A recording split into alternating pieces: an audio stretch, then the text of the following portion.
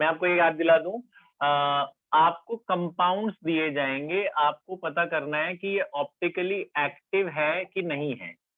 दो दो कंपाउंड दिए जाएंगे, आपको पता करना होगा कि whether this is optically active और नॉट।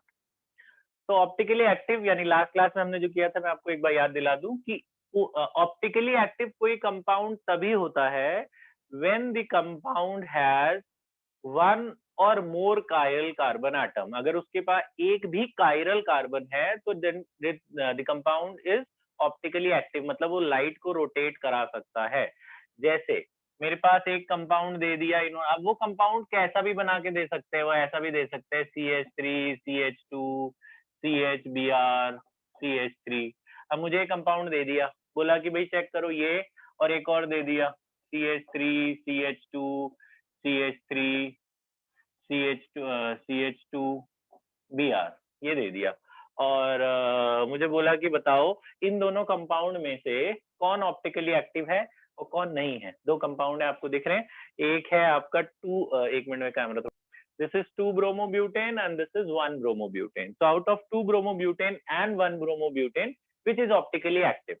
तो आपने क्या करना है, इसका पहले नॉर्मल वाला स्ट्रक्चर बना लो। जैसे 4 कार्बन है, इस पे Br लगा है, यहाँ H लगा है, और ये CH3 है, और बाकी इधर HH लगे हुए हैं। ठीक है, ये बना लिया हमने। दूसरे बना लो, दूसरे में यहाँ Br है, ये H है, और बाकी सब जगह HH, ये सब, ये लाइन मतलब H लगा हुआ है। अब आपने क्या देखना है, सिंपल हेलोजन जिस कार्बन पे लगा है या फंक्शनल ग्रुप जिस कार्बन पे लगा उसे देख लो। आपने देखना है कि भाई अब जैसे ये बाकी कार्बन देखो आप, तो ये कायरल नहीं है, फर्स्ट वाला कार्बन कायरल नहीं है क्योंकि इसमें 2 हाइड्रोजन मैच कर रहे हैं। कायरल वो होता है जिसके चारों बॉन्ड अलग अलग हो, ये कायरल नहीं है। अगला वाला भी कायरल नहीं है, इसके भी 2 मैच कर रहे हैं हाइड्रोजन। ये वाला कार्बन कायरल है। कैसे? इस पे स्टार लगा देता हूं मैं, कैसे पता मुझे कायरल है?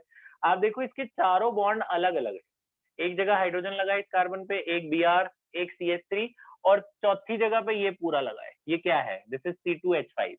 सो all the 4 compounds are different for this carbon. चारों कंपाउंड अलग अलग हैं इस कार्बन के लिए, तो दिस इज कायरल। तो अगर ये एक भी कायरल कार्बन एटम है तो हम बोलेंगे हाँ जी दिस इज ऑप्टिकली एक्टिव, ये ऑप्टिकली एक्टिव है। ये नहीं है, इसमें कोई भी कायरल नहीं है, आप ढूंढ लो। पहला नहीं है, 3 हाइड्रोजन मैच कर रहे हैं, दूसरा भी नहीं है, तीसरा भी नहीं है, 2 मैच कर रहे हैं, चौथा भी नहीं है। चारों में से एक भी कार्बन कायरल नहीं है, तो दिस इज ऑप्टिकली इनएक्टिव। तो हमें तो बस एक्टिव पहचानना था, तो यही ऑप्टिकली एक्टिव है इन दोनों में से।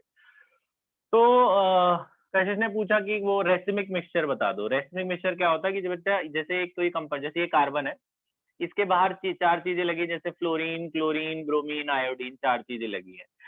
ये कायरल, ये ऑप्टिकली एक्टिव है, आपको पता है चारों बॉन्ड अलग अलग है। इसको अगर हम मिरर में देखें तो मिरर जो इसकी इमेज बनती है, मैंने आपको बताया था कि भाई Y axis remain same, X axis invert हो जाती है। तो ये Cl यहाँ चला आएगा, आयोडीन यहाँ चला जाएगा, Br, और इसमें कोई फर्क नहीं पड़ेगा, बस हमें उल्टा Br और उल्टा आई तो खैर वैसे ही दिखेगा।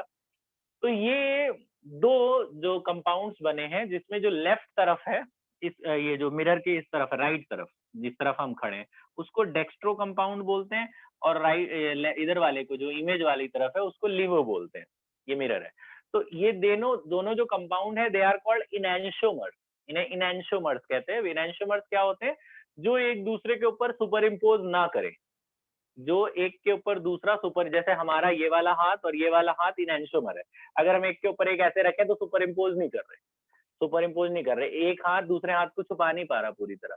तो ये दोनों इनैंशोमर है एक दूसरे के। तो ये उठा के अगर इस पे रखें तो ये दोनों छुपेंगे नहीं, क्योंकि इसकी बॉन्ड लेंथ अलग अलग होगी। इसमें Cl इधर है और इसमें Cl इधर है, और इसमें फ्लोरीन आपका आयोडी, ये फ्लोरीन था, ये यहाँ पे आपका फ्लोरीन लेफ्ट तरफ है और वहां पे फ्लोरीन आपका राइट तरफ है। तो इसको उठा के इस पर रखें तो ये सुपर इम्पोज नहीं कर रहे, तो दीज टू आर कॉल्ड इनैंशोमर्स।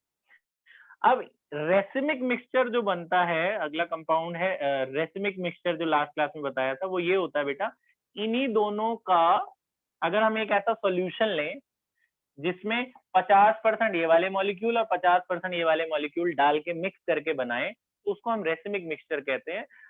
वो प्रोसेस को रेसिमाइजेशन कहते हैं। तो जब ये दोनों को हम एक जगह मिक्स करेंगे तो दोनों एक दूसरे की, अब फर्दर अगर हम उस पर लाइट वाइट मारेंगे तो हमें सेम ही कंपाउंड दिखेगा, वो घूम नहीं पाएगा, क्योंकि दोनों कंपाउंड्स एक दूसरे को इफेक्ट को, रोटेशन को कैंसिल कर देते हैं। ये डेक्स्ट्रो वाले को प्लस से भी डिनोट करते हैं, लेवो वाले को भी माइनस से। तो प्लस माइनस जब ये मिक्स होगा तो वो न्यूट्रल हो जाएगा। तो जो कंपाउंड बनेगा उसे हम रेसिमिक मिक्सचर बोलेंगे और प्रोसेस को हम रेसिमाइजेशन बोलते हैं।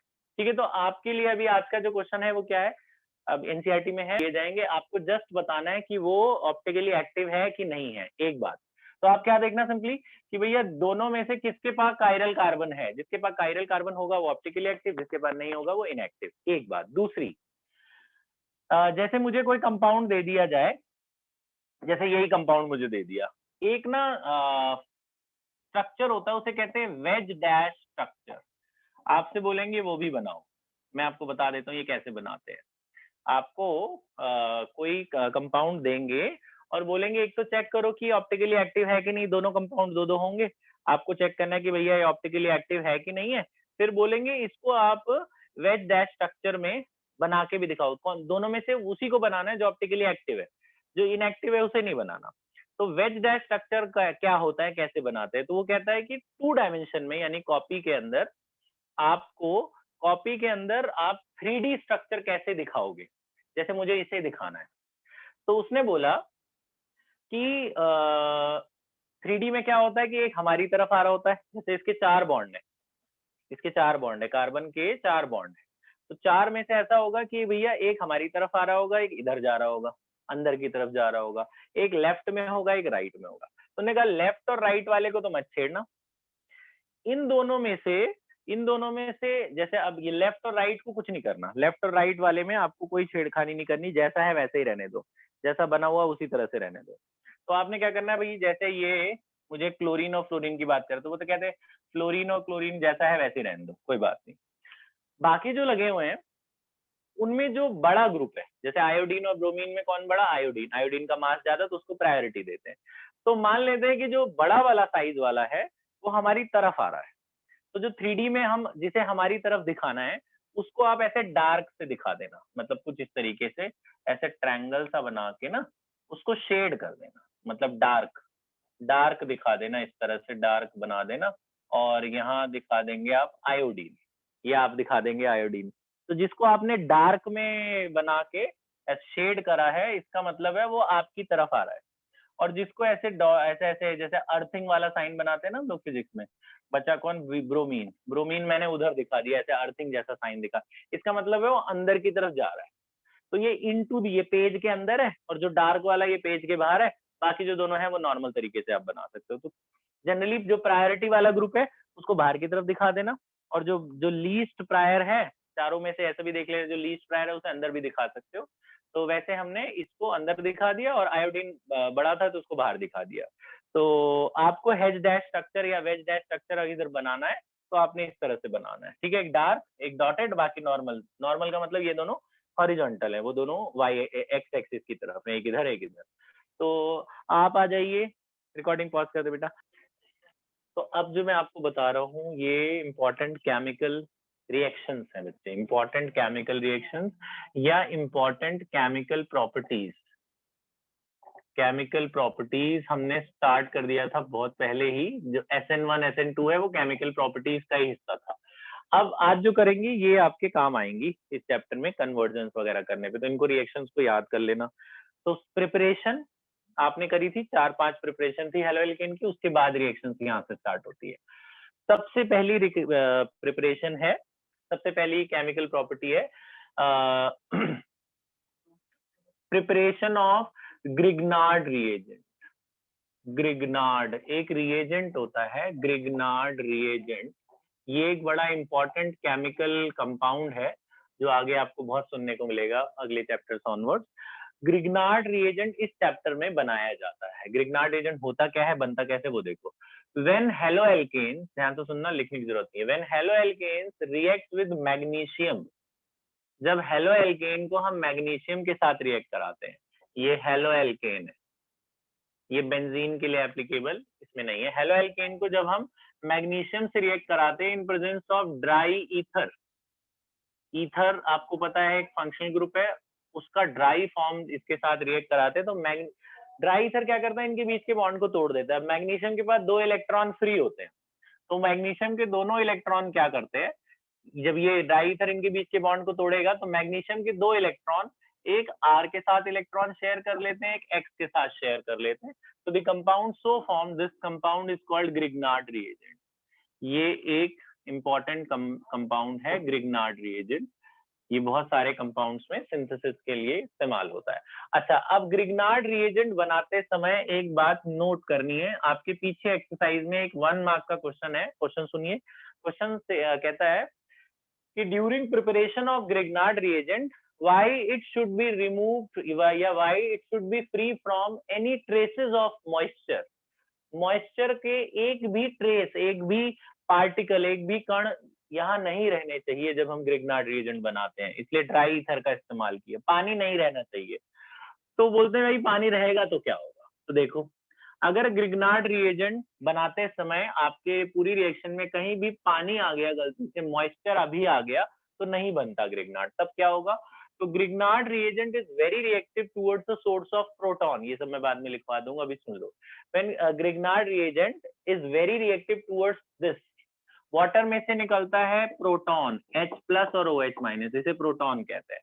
तो ग्रिग्नार्ड रिएजेंट प्रोटॉन से बहुत ज्यादा रिएक्टिव होता है। अगर गलती से इसको एक भी प्रोटॉन मिला तो ये R जो आप देख रहे हैं, ये तुरंत H को अट्रैक्ट करके बना लेता है RH, और MgX के साथ OH रिएक्ट करके बन जाता है MgOHX। तो ये जो RH बना, ये आपका एल्केन है, ये आपका एल्केन बन गया। मतलब अगर मान लो ये CH3 रहा होता, अगर ये ऐसा होता CH3MgBr, पानी में आपने मिलाया, तो ये CH3 को एक H चाहिए, तुरंत इससे ले लेगा H, CH3 एक H लेके बन जाएगा CH4, तो मीथेन बन गया ना, ये एल्केन बन गया। तो R क्या करेगा, तुरंत वाटर से H+ लेके एल्केन बना लेगा। बनाना चाहिए था ग्रिग्नार्ड, लेकिन बन गया एल्केन। तो इसलिए during the preparation of Grignard reagent it should be free from the moisture content, इसमें पानी बिल्कुल नहीं होना चाहिए। दूसरी प्रिपरेशन, दूसरा रिएक्शन, तो एक तो ये रिएक्शन है, RX को मैग्नीशियम से रिएक्ट कराओगे तो क्या होगा। दूसरी है, वो आपने पढ़ी है 11th क्लास में, उसे हम कहते थे वुड्स रिएक्शन। सेकेंड रिएक्शन क्या होती है, वुड्स। वुड्स क्या थी, आपको याद होगी कि जब हेलो एल्केन को हम सोडियम मिलाते थे इन प्रेजेंस ऑफ, यहाँ भी ड्राई ईथर, सोडियम जब मिलाते थे हेलो एल्केन में, तो आपको पता है ये डबल डबल लेना है, तो सोडियम क्या करता है, हेलोजन ले लेता है। 2 हेलोजन है, यहाँ पे 2 हेलोजन है, तो 2 सोडियम 2 हेलोजन ले जाएंगे NaX। सोडियम हेलोजन अट्रैक्ट करेगा, ड्राई ईथर काम है इसका बॉन्ड ब्रेक करना।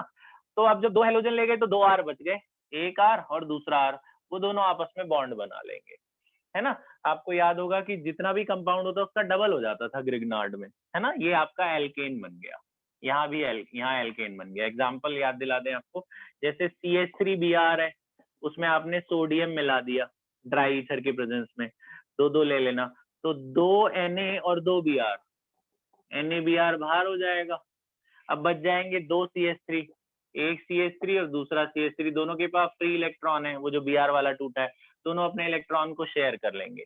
तो ये क्या था, मीथेन था ना, ये मिथाइल ब्रोमाइड या ब्रोमोमीथेन, अब ये बन गया इथेन। तो जितने कार्बन होते हैं उसके डबल हो जाते हैं। तो वुड रिएक्शन में आपको पता है क्या होता है, जितने कार्बन है उसके डबल हो जाएंगे। ये इसका एग्जाम्पल है। फॉर एग्जाम्पल, मतलब आपको अगर वुड्स आए तो आप सिर्फ ये भी लिख सकते हैं एग्जाम में, ये तो आपको समझाने के लिए। तीसरी रिएक्शन, तो एक दूसरी प्रॉपर्टी है ये Wurtz. Third chemical property is called Fittig reaction.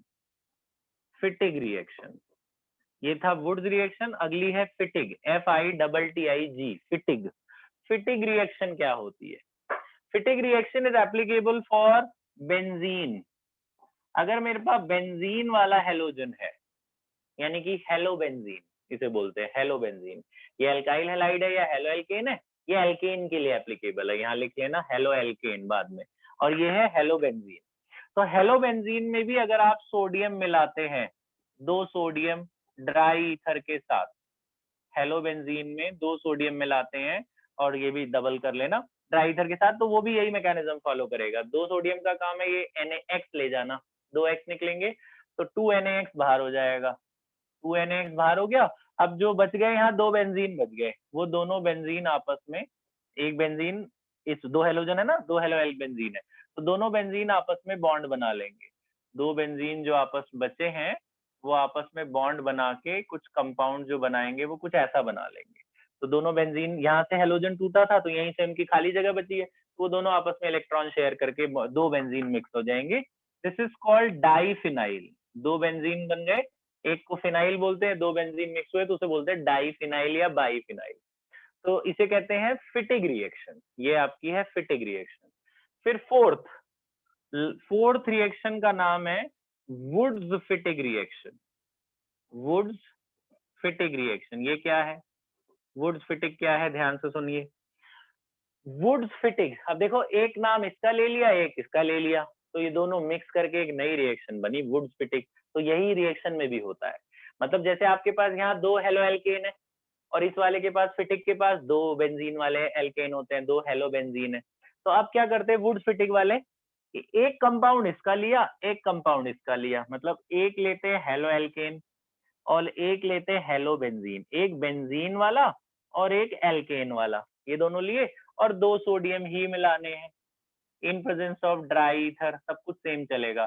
तो 2 सोडियम क्या करेंगे भाई, एक एक्स इसका ले जाएगा, एक एक्स इसका ले जाएगा, तो 2 NaX बाहर हो जाएंगे। तो 2Na आपके बाहर हो गए। अब आपके यहाँ एक बेंजीन ये खाली है, इसके पास ये जगह खाली है, और इसका जो बॉन्ड टूटा है इसके पास भी जगह खाली है, तो दोनों आपस में रिएक्ट कर जाएंगे।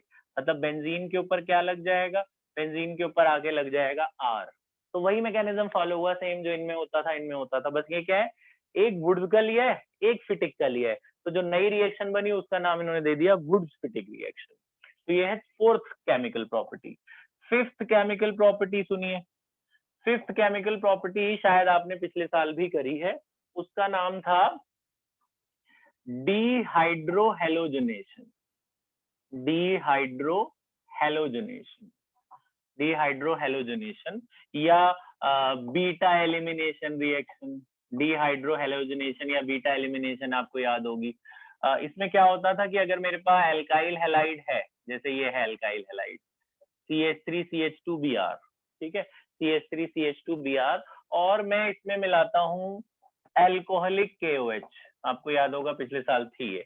एल्कोहलिक KOH क्या करता था, इस पे अटैक करेगा इस कंपाउंड पे, तो एक से ले जाएगा हेलोजन और एक से ले जाएगा हाइड्रोजन, तो Br और HBr बाहर, एक से उसने Br हटाया, एक से H, तो HBr आपस में रिएक्ट करके बाहर हो जाएंगे। इसमें से हाइड्रोजन एलिमिनेट हुआ और हेलोजन एलिमिनेट हुआ, इसलिए डी मतलब removal, removal of hydrogen and halogen, halogen को भी हटा दिया, एक हाइड्रोजन को भी हटा दिया, तो इसलिए इसे डिहाइड्रोहेलोजनेशन कहते हैं। तो यहाँ से एक Br गया, यहाँ से एक H गया, तो इसके पास से H गया तो इस पे बचा CH2, और इसके पास से Br चला गया तो इसके पास CH2 तो था, एक बॉन्ड तो इनमें ऑलरेडी था ही। जब इसके पास से एक H चला गया, आपको पता है एक इलेक्ट्रॉन इसका फ्री, इसके पास से Br गया एक इसका फ्री, दोनों आपस में जो इलेक्ट्रॉन थे वो शेयर कर लेते हैं, तो ये एल्कीन बन जाता है, डबल बॉन्ड। तो अगर अल्काइल हैलाइड में हम एल्कोहलिक KOH मिलाते हैं तो याद रखना Br हटता है और H हटता है और बीच में सिंगल बॉन्ड की जगह डबल बॉन्ड बन जाता है, एल्कीन बन जाता है। यहाँ लिख लेना एल्कीन बना।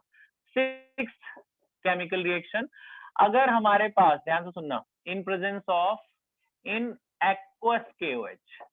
अच्छा, एल्कोहलिक KOH का मतलब आपको 11th में बताया था, KOH प्लस इथेनॉल को एल्कोहलिक KOH कहते हैं, और एक्वस KOH क्या होता है, KOH प्लस वाटर।